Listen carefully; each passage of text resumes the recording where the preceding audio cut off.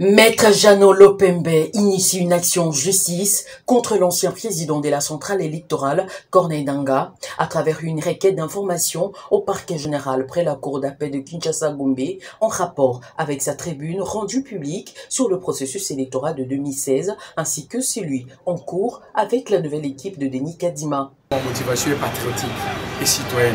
Pourquoi? Parce que vous savez que la semaine passée, vous êtes journaliste et vous avez suivi la publication de la tribune de M. Corneille Nangaa, où il a donné son point de vue étant ancien président de la CENI et étant qu'expert dans les processus électoraux. Alors, lorsque vous allez lire dans sa tribune là, je crois que non, il y a un point qui m'a beaucoup plus intéressé, c'est dans le point 36, où M. Corneille Nangaa affirme haut et fort en disant que non, pendant qu'il était président en exercice de la CENI, il recevait d'énormes pressions.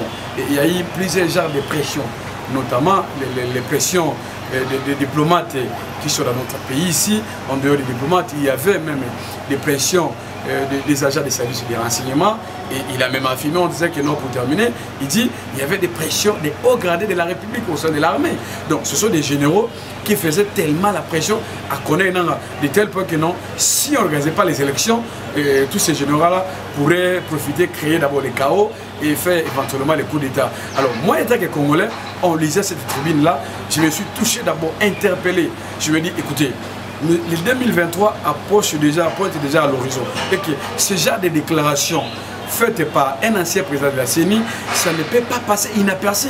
À en croire l'initiateur de la requête, le point 36 de sa tribune, intitulé « Élection 2023, les bons et les mauvais, pas au regard de l'expérience », le président honoraire de la CENI a reconnu d'avoir subi le pression et menaces de la part de chefs de mission diplomatique de certaines puissances qui allaient jusqu'à lui proposer l'exil. Par rapport à la requête d'information, madame, c'est juste un procédé où nous saisissons l'autorité judiciaire conformément à l'article 67 de la loi organique qui donne les magistrats le pouvoir de rechercher les infractions et que moi j'ai écrit au PG de pouvoir enquêter par rapport aux déclarations faites par M. Corneille Nangaa. C'est là où il y a la différence parce que dans la plainte, là nous affirmons que nous avons des preuves. Or, à l'heure actuelle, moi je n'ai pas de preuves. Je me suis seulement référé ce que Corneille Nangaa dit et j'ai saisi l'autorité judiciaire et à l'autorité judiciaire de pouvoir initier les enquêtes, attendre éventuellement Corneille Nangaa afin de pouvoir commencer son instruction. Signalons que cette dénonciation de Nangaa intervient à quelques mois de la tenue des élections de 2023.